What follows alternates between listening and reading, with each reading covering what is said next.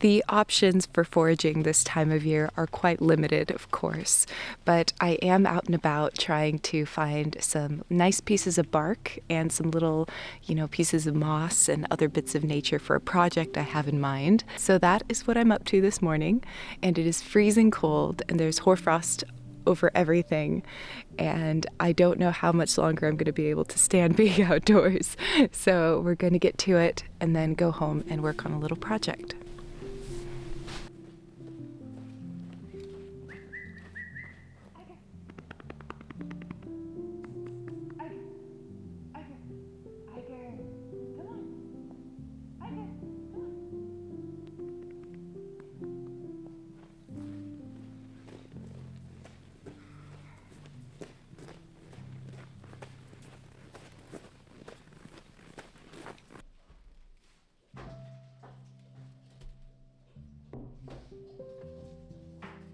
I don't travel far from my valley in general, and certainly not in winter, as mountain roads are often closed, making it difficult to leave. This year, I found myself caught up in routine, splitting my time between work and family, and repeat. It's habitual, predictable, steady. Over time, I've grown to value this feeling, knowing that there are so many different ways I could live, and yet this one works the best for me.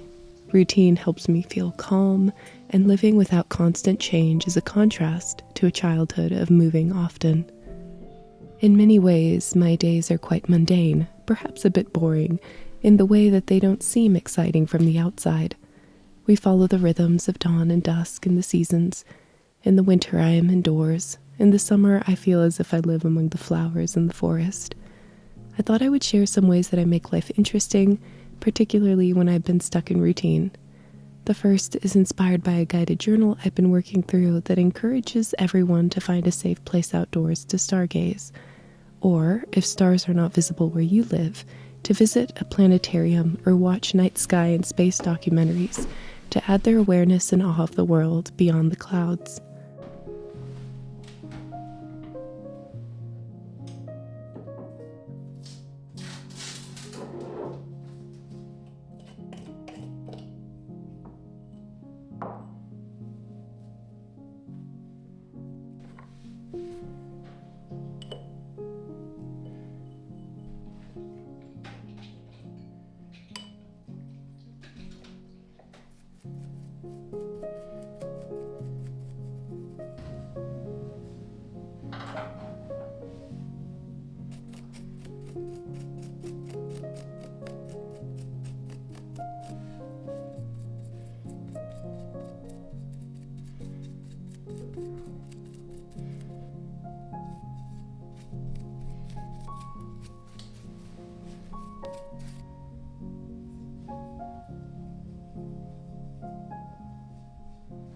Both my husband, Luke, and his father make a lot of things out of wood. They're woodworkers, and they used to work in construction, and so they have a lot of leftover tools and supplies. And Luke gave me some of this lovely natural wood stain that I am able to use in order to stain some of these decorative pieces that I would like to experiment with, putting them up around the house and seeing how they look. I have a feeling they will look quite lovely. However, I just had to take a moment and pause and tell you that something about dipping the paintbrush in this oil and seeing the colors transform as I paint this piece of wood with the stain, and just seeing how rich the golden wood color is during this project reminded me of when I started working at a preschool, and one of the first projects I made for the children there was that I went and I collected a lot of little stones and pebbles from the river, and I let them dry, and then I put them on a little tray with a cup and some water and a paintbrush to let them paint the stones with water and see how the colors change as it comes in contact with the paintbrush. And the children just loved that activity. It was so calming and enjoyable, and I was thinking about that and just having a wonderful time doing this. So next time you see yourself near a body of water, do consider taking a pebble and putting it underwater and enjoying how the colors change.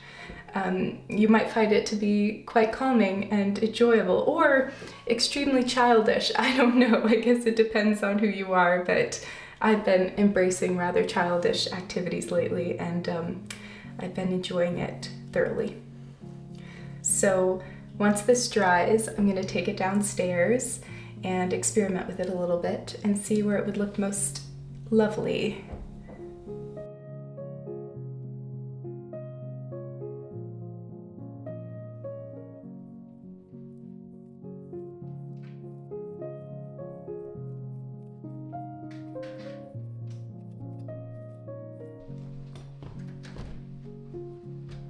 Good boy.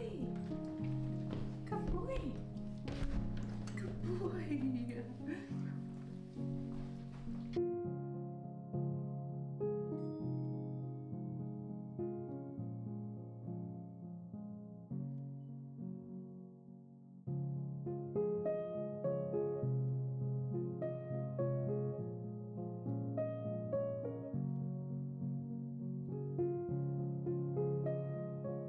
So this is my idea.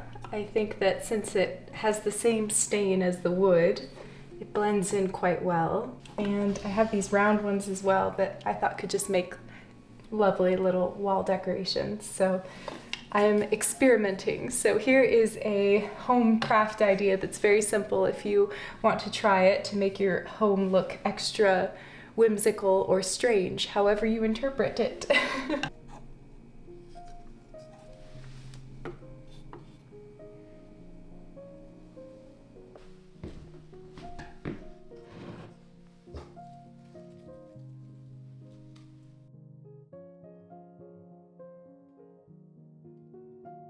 Another thing I like to do to add a bit of magic to my day is to read stories about my ancestors. I'm yet to come across a myth or legend that isn't fascinating. At the end of this video, I will tell a story of my people. I think it is so important to keep these stories alive and to remind us that we're connected to something ancient as well as something modern. It makes me aware that my life is part of a greater story, despite things seeming quite uninspiring sometimes when I get caught up in present concerns.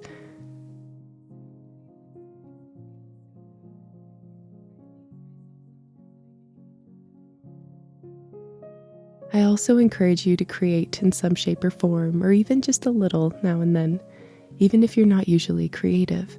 The famous Victorian William Morris was known to say that handmade items, arts and crafts, hold the essence of the artist and a little piece of a soul that is lacking in the factory-made equivalents. I like to interpret this idea as when something has a story and individual effort put behind it, it becomes more special. I think this extends to poetry and writing as well. It doesn't need to turn out perfectly for it to have a little sacred essence in it, having been created with gentle thoughts and patient hands.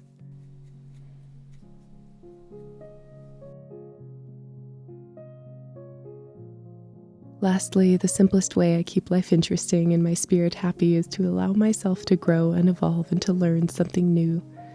I think that it is easy to often stay where we're comfortable and not question ourselves, our relationships, what is nurturing us and what is not.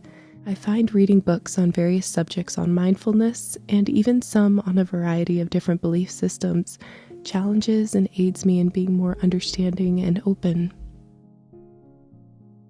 I hope you never forget that you are wondrous. As we enter a new and sometimes daunting year, we know that despite challenges, we can make it into something imperfectly beautiful, and the ordinary aspects of our lives, if lived with love and enthusiasm, is what makes us extraordinary at the end of the day.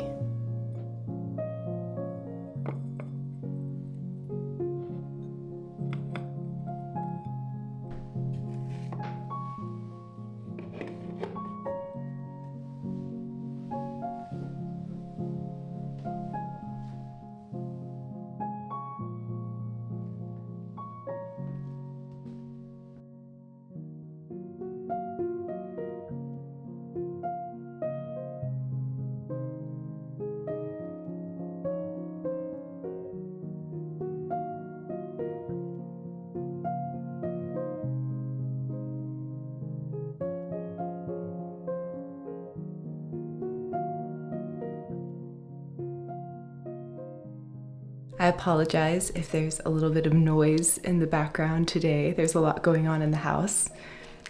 I have been working on videos at a much slower pace than usual this month. I have been trying to really listen to myself and not overdo things as I usually like to do.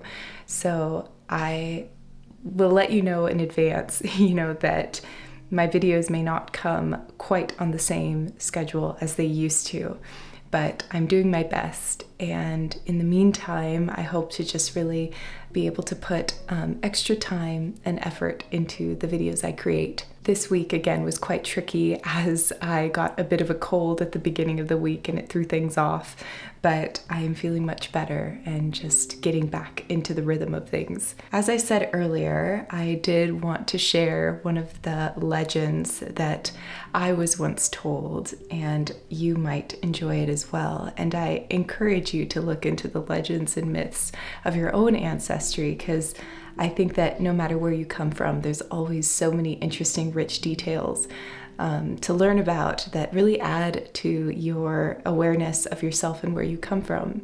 There are quite a few legends and myths I could share from my father's side of the family that are more Celtic in origin, but I think that a lot of those are more well known. I thought I would share one instead of my mother's side of the family from Puerto Rico.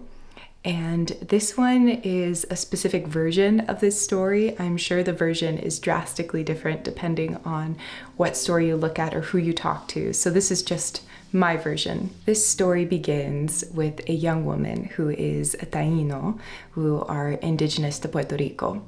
And her father is a great and powerful cacique, which is a chief. This young girl loves to spend time out in nature, and she absolutely loves the flowers and the birds, and spends a lot of time daydreaming. One day she meets a boy who is a Carib, who is from a different group of people, and she falls in love. And the sun shines down on them and is so happy to see their youthful and innocent love that they share together. However, her father, the cacique, is not happy about their union. So her father says that she has no other options but to marry someone in her tribe and forget about that boy she had fallen in love with. That young woman went out in nature again and asked the gods to be able to do something so that she would not have to marry this man she did not love and she could be with this boy. And so her prayers, in a way, were answered because she was turned into a flower and the boy was turned into a hummingbird.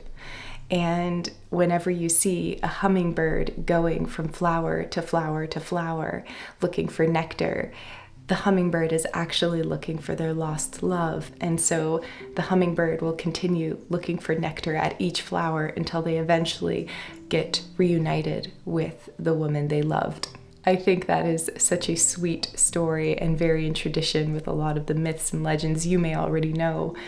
When I think about it, I actually think of Romeo and Juliet, as it's kind of a quite similar storyline. I could tell you countless stories, but I will end it there. But that is one of my favorites. On another note, I wanted to say a big thank you to everyone who has taken the time to review my book, either on Amazon or any other platform. It means so much to be able to get feedback and to hopefully be able to improve my writing in the future. It was such a big undertaking, and getting some feedback has just been really special. On another note, this is not sponsored, but I recently received these perfume oils as a gift, and I thought I would just mention them just because I love them, and I've been using them, especially when I've been getting over my cold. Something about cozy smells really helps me feel a little bit better. One is called Elven Courtyard, and the other is Tree Nymph Palace, and they are obviously inspired by fairies and folklore, which is exactly, everything that I love. So I'll leave the information down below in case you're interested. I just wanted to mention it just because I've really been enjoying them lately. Now that you watched me cover a lot of random topics, if you are still here, thank you. My head is still in a bit of a fog since getting over my cold, so I appreciate your patience, and I will see you very soon. I hope you have a wonderful week. Take care. Goodbye.